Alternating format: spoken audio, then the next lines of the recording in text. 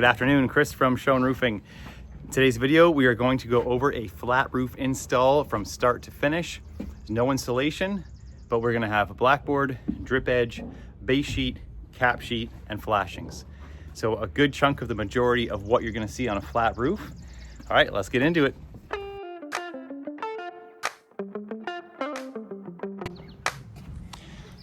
So pretty standard roof deck. Everything is sloped. You can see our 45s is sloped with the framing, so all the water is going to drain. Very important on a flat roof. We have a little kick out, just an L shape, drip edge detail basically everywhere.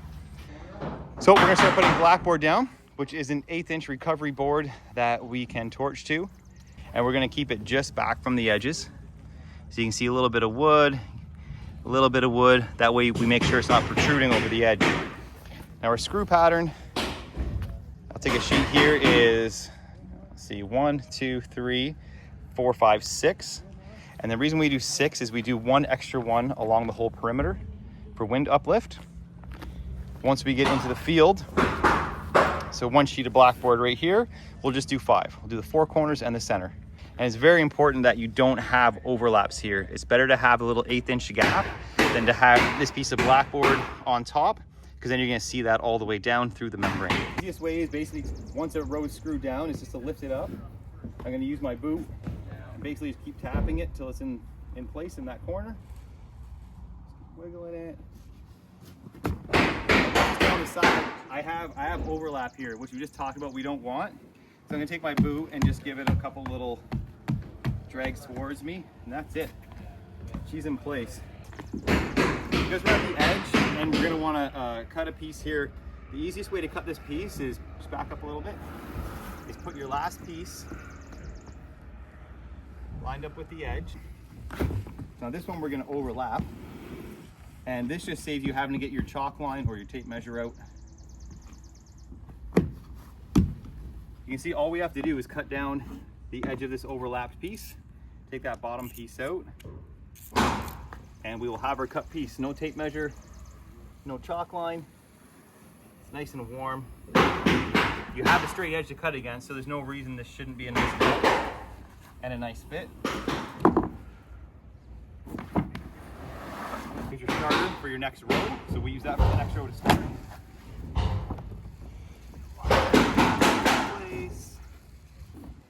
Now another trick too, this is a cut edge. Flip it around. Get factory on factory, cut edge on the outside. All right, that's how you lay some blackboard. The fastener we're using on here, close up, are 1 5/8 with a 3-inch round plate. Very common. These come in all different lengths, but because there's no insulation here, we can use this. So as I mentioned before, because we're on an edge here, we're gonna do 3 across this section. So what I like to do is grab the plate, 2 fingers, push the screw all the way through, so you have some distance, and you're good to go.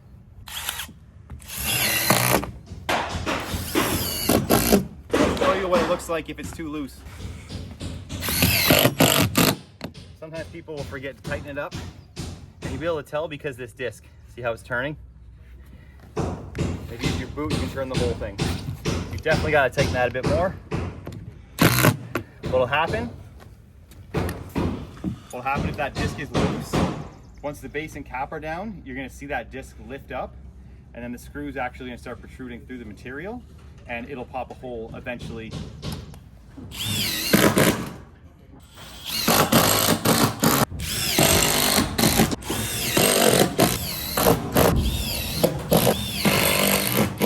All right, we have blackboard down. We're gonna fill in a 7-inch piece in here. T's just getting that cut. And then over in this detail here, bricks coming up. So we're just gonna torch over nothing, and then they can cut it out afterwards. But you can see our extra screw all around the perimeter for extra wind uplift. And what we'll do is we'll torch a few runs. We'll go around this skid. And then once we have it cool down a bit, we'll move all those rolls onto the finished product, and then we'll fill that little piece in. Also to make note, end of July, and it's gonna hit like 42 or 45 today. If you see a lot of dripping and sweating, that's why. But this is where I live, man. This is where I live, in an oven all day. We're gonna start our first run. And what we do is we run out a length of base, which are 180 Soprema, poly, torch down, and we cut it down the center line. So we have 2 halves, and then we're gonna drag this 1 half onto the edge. That way when we go to torch our cap sheet, we can start our cap sheet with a full, makes everything look a lot cleaner. Sheet in place. A couple things of note is that I'll run the ends long, trim them flush. But on this front edge, we're gonna keep just in from the blackboard and the wood.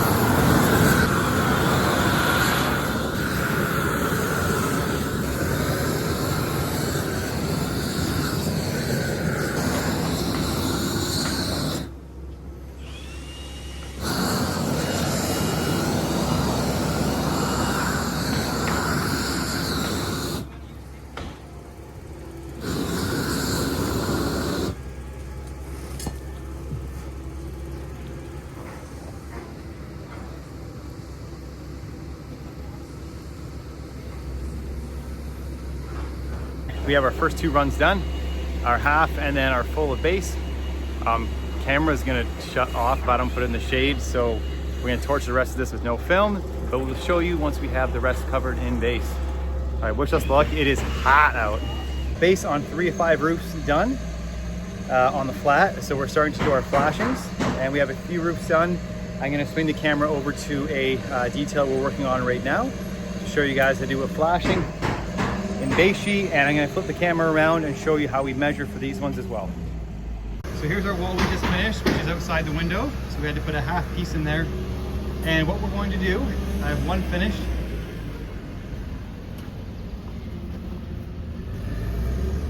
So we want to run 4 inches from the wall to our edge of our bottom flashing. So we call that the flat. And then up the wall, we're going 6 inches. So that's gonna be our standard flashing on most new construction. And then when we do our cap sheet, we're gonna go chalk a line at 12 inches and we're gonna stagger that joint. So the cap sheet's gonna go quite a bit higher, gives the siding guys lots of play. They're a pain in the butt when it's this hot. We have quite a few flashing videos on the channel as well. All right, let's get to it. Here we go.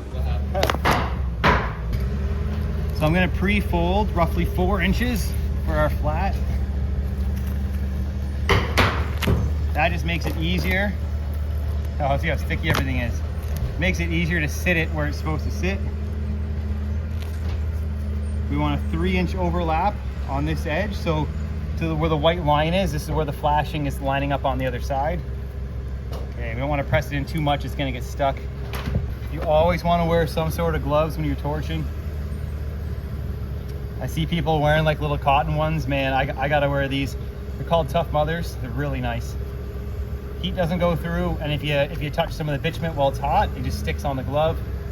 Then you can peel it off later and you're all good. Normally I'd kneel on this, but it's too hot, so we're just gonna peel it back nice and gentle so we can see our angle change.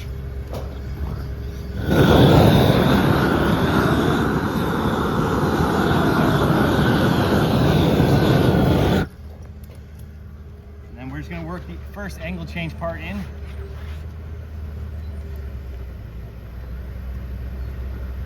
I'm making sure I get a bleed out down at this corner. This is the most important corner.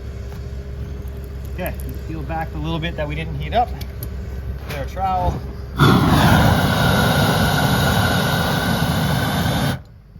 Make sure your trowel's hot.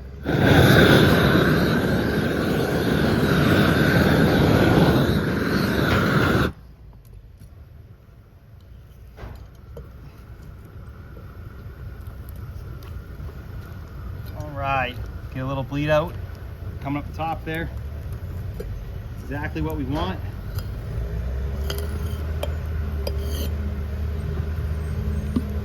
Perfect.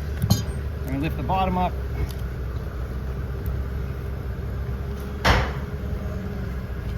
Heat our trowel one more time.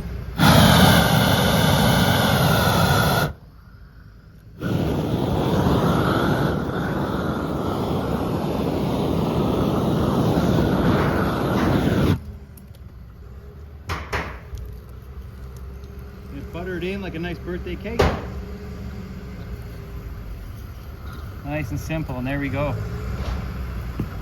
That flashing is complete. All right, good morning. On to the next step. So we have our base down, we have our blackboard down, we have our base flashings down. So next we are going to install our drip edge. These get custom made from a metal manufacturer where we get our steel supplies, and they shrink wrap everything, which is awesome. That way in transport, you're not getting any scratches, any dings. We're gonna peel this off.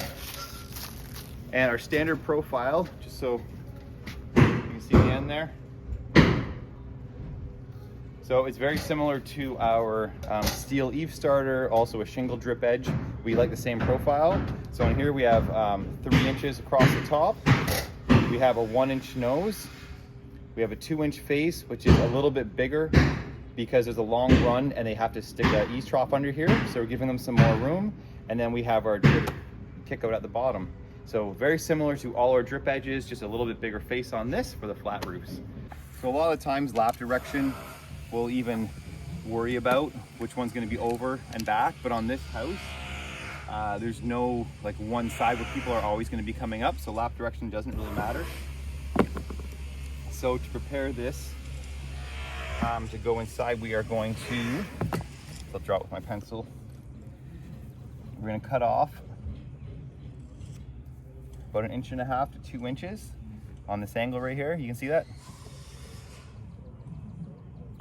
Yeah? Yeah. Okay. You gotta get right above it, don't feel bad. Just gonna nip that off.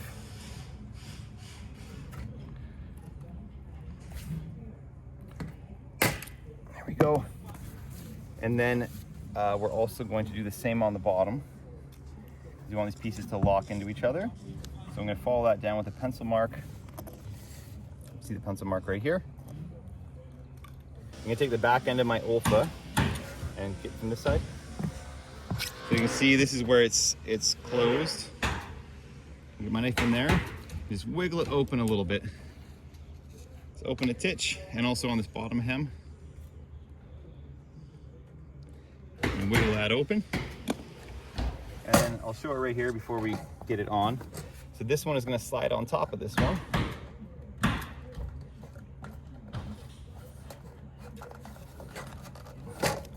And there's going to be your locked hem. There's a lot of different ways to do this outside corner here. And our preferred method is that we run our first piece flush. We're just going to put 2 tack nails in. And then, so this is gonna be our outside corner, we're gonna call it. So we are gonna make a tab to the outside about 1/2 inch. And what side that is gonna allow this corner to slide all the way to be in flush line with that corner. So we're gonna cut down this line. and we're gonna cut down this line. And this right here is gonna be our tab. So we're gonna fold it roughly there. So this is gonna be our tab. We're gonna leave this, because that tail is gonna wrap around.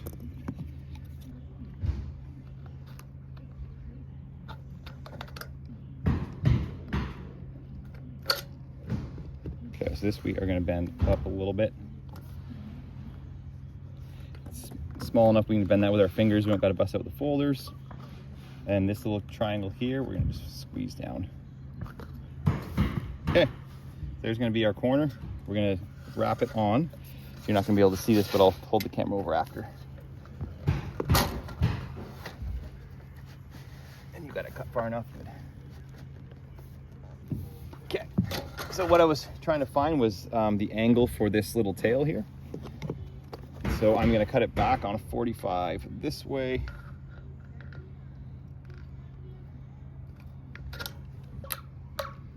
Here comes that little point, and that's going to wrap around the other drip on the bottom.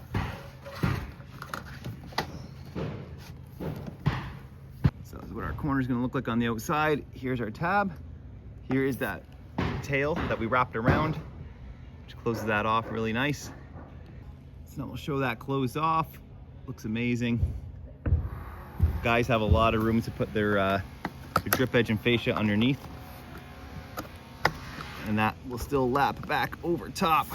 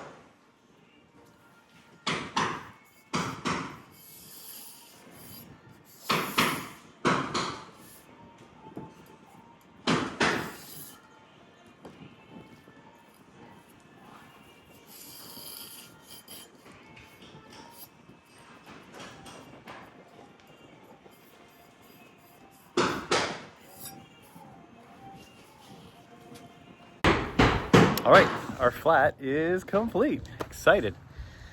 I'm more excited that it's not 42 degrees out and it's a beautiful day. So what we're gonna do next is we're gonna start working on our perimeter flashings. We're gonna be going 12 inches up the wall, 6 inches on the flat.